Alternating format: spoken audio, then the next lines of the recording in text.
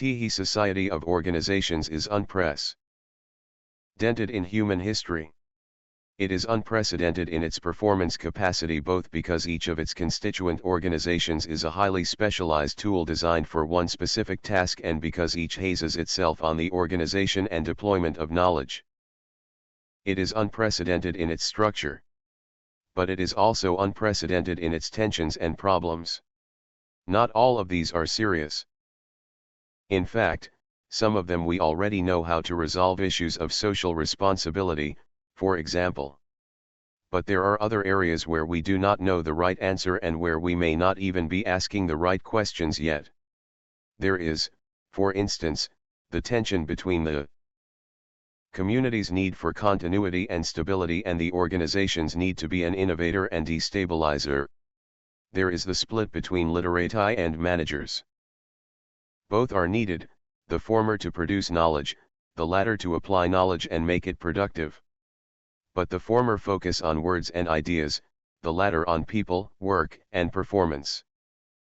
There is the threat to the very basis of the Society of Organizations, the knowledge base that arises from ever greater specialization, from the shift from knowledge to knowledges. But the greatest and most difficult challenge is that presented by society's new pluralism. For more than 600 years, no society has had as many centers of power as the society in which we now live. The Middle Ages indeed knew pluralism. Society was composed of hundreds of competing and autonomous power centers, feudal lords and knights, exempt bishoprics, autonomous monasteries, free cities. In some places, the Austrian Tyrol, for example, there were even free peasants, beholden to no one but the emperor. There were also autonomous craft guilds and transnational trading leagues like the Hanseatic merchants and the merchant bankers of Florence, toll and tax collectors, local parliaments with legislative and tax-raising powers, private armies avail all for hire, and myriads more.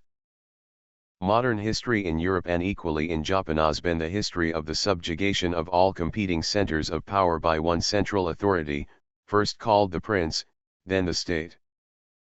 By the middle of the 19th century, the unitary state had triumphed in every developed country except the United States, which remained profoundly pluralistic in its religious and educational organizations.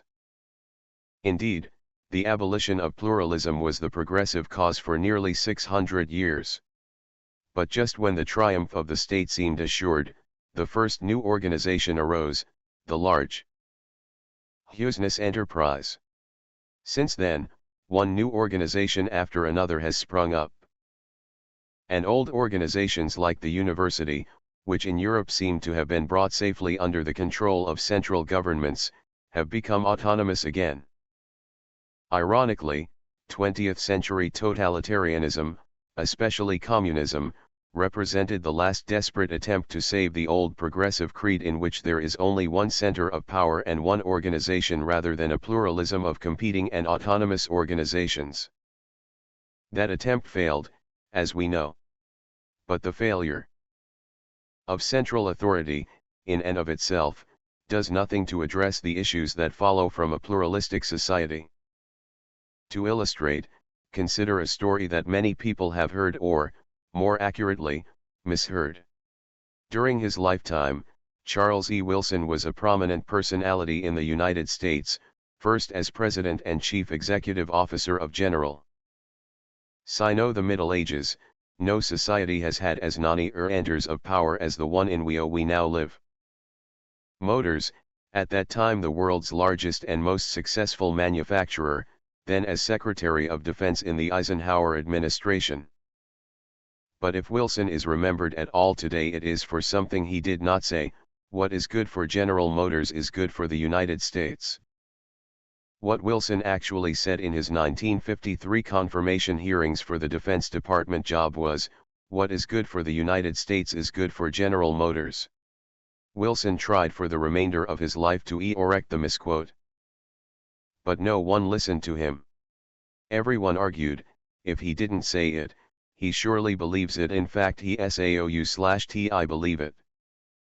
For as has been said, Executives in an organization, whether business or university or hospital or the Boy Scouts, must believe that its mission and task are society's most important mission and task, as well as the foundation for everything else.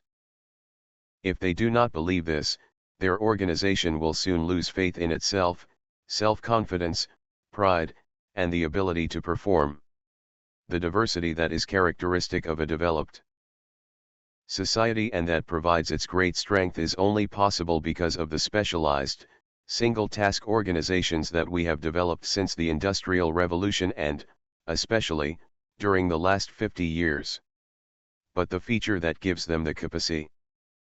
Harvard Business Review, September-October 1992. 103.